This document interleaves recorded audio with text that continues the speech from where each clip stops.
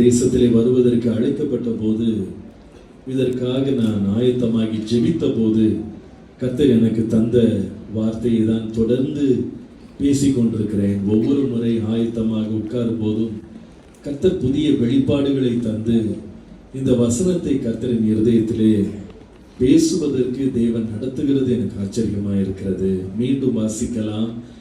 2 தீமோத்தேயு 4ஆம் அதிகாரம் 7ஆம் வசனம். 2 தீமோத்தேயு 4:7. நல்ல போராட்டத்தை போராடினேன், ஓட்டத்தை முடித்தேன், விசுவாசத்தை காத்துக்கொண்டேன். நல்ல போராட்டத்தை போராடுகிறேன். எதற்காக இந்த போராட்டம் என்றால், தேவன் எனக்குள்ளே துவக்கின விசுவாசத்தை காத்துக்கொள்ள வேண்டும். ஆண்டவர் கிருபையினாலே கடந்த 3 நாட்கள் இந்த விசுவாசத்தின் விலையேற பெற்ற தன்மையை நாம் கவனித்து வருகிறோம். இந்த விசுவாசம் தான் நமக்கு வாழ்வு கொடுக்கிறது. இந்த விசுவாசம் தான் நம்மை வர்த்திக்க பண்ணுகிறது.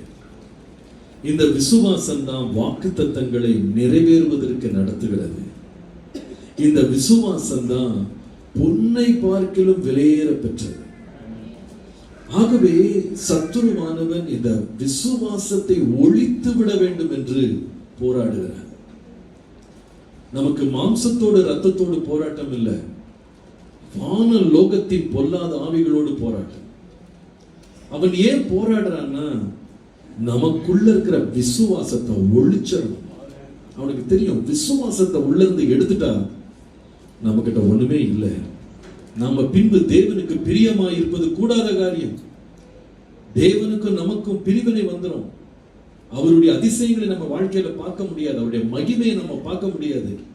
அவருடைய வல்லமையை நாம் அனுபவிக்க முடியாது. அவர் தருகிற ஜீவனை நாம் பெற முடியாது. இது எல்லாத்துக்கும் விசுவாசம் தான் அடிப்படை.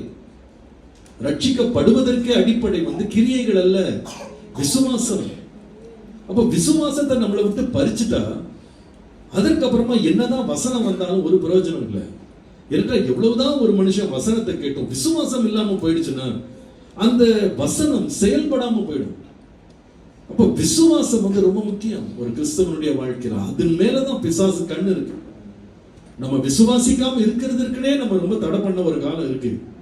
நம்முடைய கண்களை எல்லாம் குருடாக்கி, கீழ்ப்படியாதவர்களுடைய ஆவி நமக்குள்ள செயல்பட வைத்து, நமக்குள்ள விசுவாசம் வந்துடக்கூடாது